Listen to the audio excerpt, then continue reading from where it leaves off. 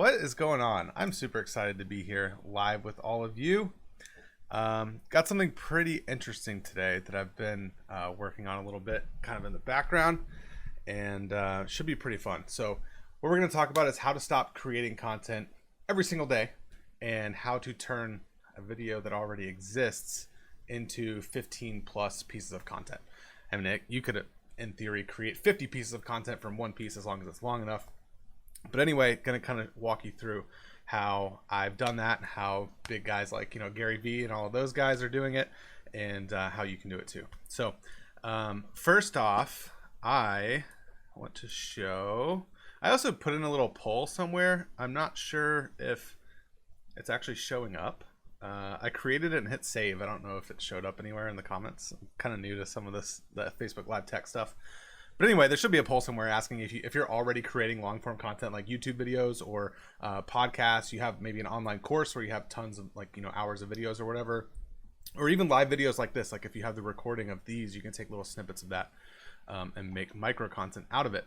But anyway, so let's go ahead and share my screen real quick. Today's going to be a lot shorter than the last one that I did. Probably like 10 minutes tops, to be honest with you. But yeah, so obviously Gary Vaynerchuk, everybody in this space pretty much knows who he is. If you don't, you might be living under a rock or something. But he's pioneered this whole post 1,000 times per day and whatever. And if you've been following me for a while, you probably know that I hate on that strategy sometimes, but mostly because that's not sustainable for normal people. Like he has a guy named D-Rock, who I actually just watched an interview with him. He's actually a super smart dude. But watched an interview with D-Rock and talked about his content strategy and how they came up with it. And it's really freaking smart. But anyway, so you can see in all these screenshots here that one's from the one on the top left is like he was on some sort of show. Here's like meeting a fan. Here he's on some sort of speaking event on his podcast, like just the random footage on the street that they use all the time as well. But yeah, then they turn that into micro content that they post every day. And like the people who have caught on to this are doing it as well. Like this is obviously not GaryVee. This is all these other people who are taking things that they already have. Like Alex Hermosi over here on the left is a big one. He uses a lot from his speaking events. He does a lot of batch content as well, where he'll sit down and create like 30 pieces, like 30 videos back to back to back, and then just edit them out into small little snippets. But these ones in the middle are more like podcasts where, they take a little 30-second, 1-minute clip out of there and create the content like this out of it. And it's pretty interesting because there's so many options here. And like I said, I think the reason why a lot of people don't do this is because it's not really sustainable unless you have some sort of team working in the background, kind of like GaryVee does. He has this guy D-Rock who literally follows him around. I don't know if that's his day-to-day thing now, but I know when he started, it was really interesting hearing some of his story because I related to him because I'm also a video guy, but he reached out to GaryVee and said, hey, I'll work for you for free for a little bit. And so he's like, okay, cool. So, and this was back when GaryVee only had like 20,000 followers, but he was doing it on Wine Library TV. I don't know if you follow GaryVee's story at all, but he made 1,000 videos on Wine Library TV back in the early days of YouTube. It was kind of already around, but a lot of people talk about how I made a video and I'm not rich. That's not really how it works. You see how many videos that GaryVee puts out over the years, literally thousands of videos, and even just Wine Library TV on its own, he created 1,000 before they really started getting a whole lot of traction. So we know we need to make the content, right? Everybody talks about it, not just GaryVee, but in order for people to know exactly what it is that we're doing, we need to create content. And if we're going to create content, we might as well systematize it and make it streamlined so it's not such a grind. And we all know that video is the highest converting medium there is. And something that I talk about a lot too is that your audience has different buckets of people. There's going to be people who enjoy reading long form text posts, and there's also going to be people who would rather read a quote card or look at an infographic or the animated text videos. There's also going to be a large percentage of your population who literally scrolls their phone while they're sitting on the toilet and can watch a video, and as long as it has subtitles, they will watch that. I think I don't have the stat right in front of me, but I think it's 60 to 70% of videos that are watched online are watched without sound, and a lot of those are on the toilet. But anyway, so content marketing obviously is more of a long game. It's not It's not, I kind of alluded to this a second ago, of posting 1 or 2 videos and thinking, there it is, I posted a video and I'm not rich yet. Like, that's not really how it works. Like, you have to be consistent and you have to post a lot to be able to be present enough so people actually know what it is that you do. Because if you don't create the content, they don't know what you do. And another problem that I found is that people who are already moderately successful, or like have a handful of clients, maybe they're doing 10, 20, 50K a month or whatever, they know that if they're not running paid ads yet, they know that they have to create content to get new clients, but they have clients already, so they have to balance between trying to fulfill the clients that they already have and also trying to create new content. And that's kind of what I call the content hamster wheel of doom. And that's something that we don't want to do either. And it's not really about this whole term of like being omnipresent. It's because you can take the same snippet and post it 10 different times in 10 different forms, because we want to be empathetic to people's preferences on how they want to consume the content. Because kind of like I said a minute ago, it's like some people want to watch videos, some people would rather read a blog post, or whatever, all the different mediums. So we want to try to create that and cater to that and be, like I said, empathetic to how they want to consume the content.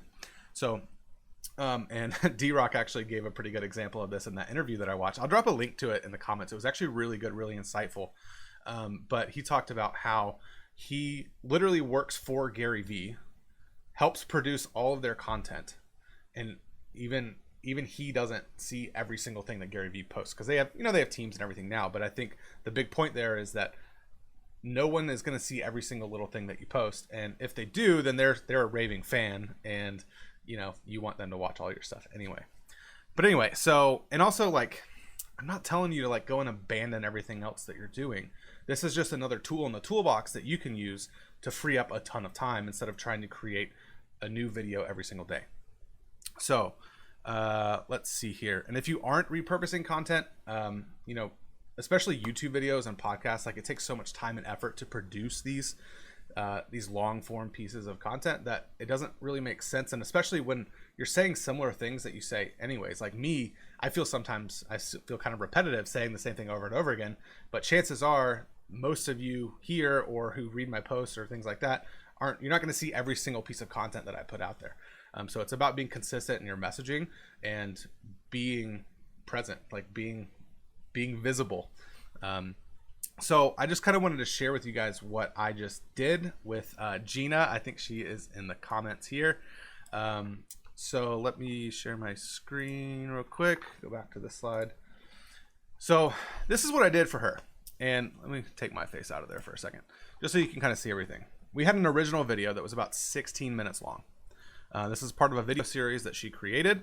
And so what I did was I took a little, I did this with 2 clips, right? So I took about a minute long clip and about like a 40-second clip and created one of these little quote cards, the little mini videos, the vertical videos, like all of these different formats for all the different platforms. So now from these 2 clips that she made, that I made for her, this is what, 8 clips on this one thing. And then that's just 1 clip, and then 8 more pieces of content from another 30-second clip that we used. And so now she has 15 pieces of content. And I'm not suggesting that you go out there and post all of these all at one time, but like maybe you post, let me go back and show it real quick. So maybe you post this one on Facebook and LinkedIn today, right? Maybe next week you post this one on Instagram. Maybe when you do that, you put this on your stories, and you can even make it like a little shorter piece. Maybe it's like a 15-second little clip, and it'll say like full link in the bio, so you can put a link there and have them go to the bio. These are the audiograms that you see a good bit, where it's not an actual video, but it's just the waveform. So like this one is Dean Graziosi. He's pretty big in this space as well, but this is an audiogram, so it has the waveforms that move as you speak. You could post those 2 months from now. The idea is just to build up a bank and a vault of content that you can wake up to and see, like literally have a vault of content that you can be like, okay, I'm going to post this today. Or even if you have a calendar, you could schedule it out. You could use like Hootsuite or something like that to schedule the post. I don't think that's the best strategy, but it depends where you're at in your business, really.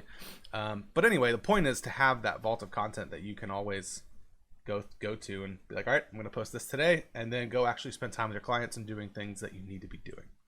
So I think that is really the important thing. I'm going to try to not really get into the technical today and like actually editing these.